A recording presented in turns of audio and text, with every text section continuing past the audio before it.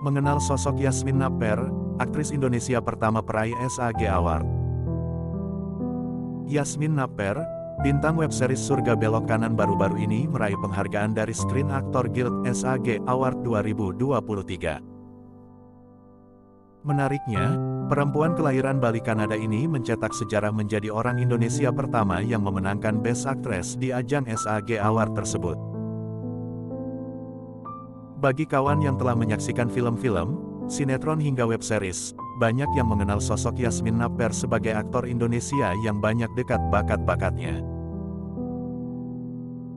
Mengutip dari berbagai sumber, ia bahkan disebut sebagai salah satu aktor Indonesia terbaik di industri perfilman, bahkan di usianya yang masih 19 tahun seperti sekarang. Bagaimana perjalanan karir dan prestasi Yasmin Naper? Simak informasinya berikut. Semua yang belum Anda tahu tentang Yasmin Naper. Tahukah kamu bila ternyata seorang Yasmin Naper yang melejit dari belasan judul FTV? Beberapa debut layar lebar, hingga melekat dengan karakter Maudy dalam serial viral Love Story The Series, punya mimpi alternatif menjadi dokter hewan, dan punya gairah terhadap kristal sejak kecil. Inilah wawancara Cosmo dengan sosok Lively berzodiak Scorpio, yang akan membawa angin segar pada industri hiburan tanah air. Baru saja menyelesaikan syuting stripping yang sudah berjalan selama 2 tahun. Saya sempat ambil rehat selama 3 minggu dan pulang ke Bali.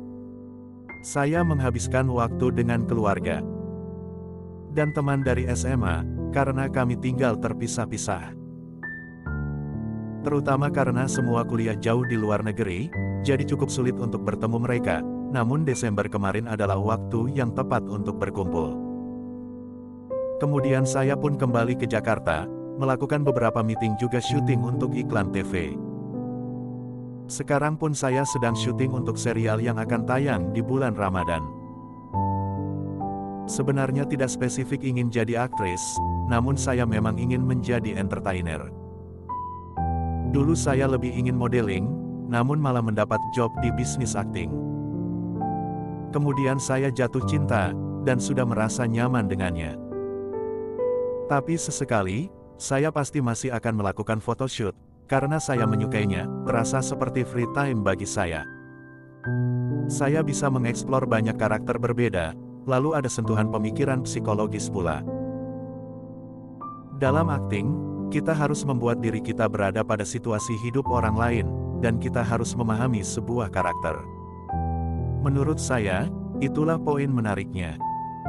Pembelajaran terbaik, tentunya, adalah lewat pengalaman.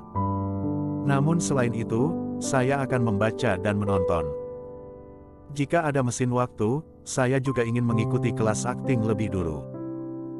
Saya sangat ingin mencoba teater, tapi mungkin saat ini belum ada waktu. Saya harap di masa depan saya bisa menjajal teater. Tidak perlu yang spesifik, karena menurut saya, semua buku bisa memberi input dalam hal apapun.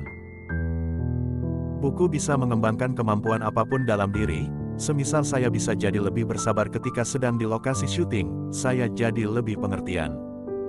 Itu masuk akal, kan?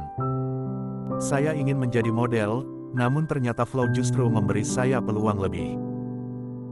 Saat saya sedang pemotretan untuk membantu teman-teman yang memiliki budaya jauh mengajar, saya di-scout dan diajak ke Jakarta.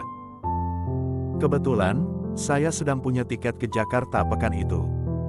Saya pun bertemu dengan seorang manajer di Jakarta, dan hampir tidak diterima. Saya rasa mereka menguji saya selama 6 bulan saya casting, saya hampir menyerah karena rasanya sulit sekali di awal. Namun kemudian, saya dapat peran untuk menjadi bintang iklan sebuah brand minuman. Dari sana, saya mulai memasuki dunia perfilman. Yang pertama adalah Melodyland, kemudian Imperfect yang memberi saya pengalaman tak terlupakan. Yasmin pun melanjutkan karirnya di dunia perfilman dengan membintangi Persahabatan Bagai Kepompong, Satria Dewa, Gatot Kaca yang disutradarai Hanung Bramantyo. Juga 2045 Apa Ada Cinta yang rilis di akhir tahun 2022. Karakter Lulu di Imperfect itu sangat kental drama. Tantangannya adalah karena itu film pertama saya. Di mana saya masih belum nyaman dengan kamera, saya pun tak tahu langkah demi langkah dalam syuting film. Saya pun bingung, gugup, dan tak bisa mengontrol emosi. Beruntung di sana ada Ko Ernest Prakasa, lawan main saya Kak Jessica Mila, Mami Karina Suwandi, yang sangat ramah dan membantu saya melewati semua prosesnya. Kalau untuk Gatot Kaca, Prenagen mengandung tantangannya protein adalah yang cara penting untuk untuk membangun membentuk stamina agar tetap kuat selama syuting. Kak Mila, ia tampak kalem sekali. Dan ia selalu tahu apa yang harus ia kerahkan, sangat menyenangkan bisa belajar langsung darinya. Tak lupa juga ada Mami Karina dan Kak Reza Rahadian di Imperfect.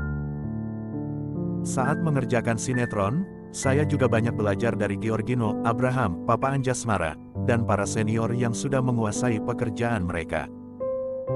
Sangat menyenangkan bisa melihat seseorang nyaman dan passionate dalam pekerjaan mereka. Di masa depan, ataupun di masa sekarang, saya mengacu pada mereka.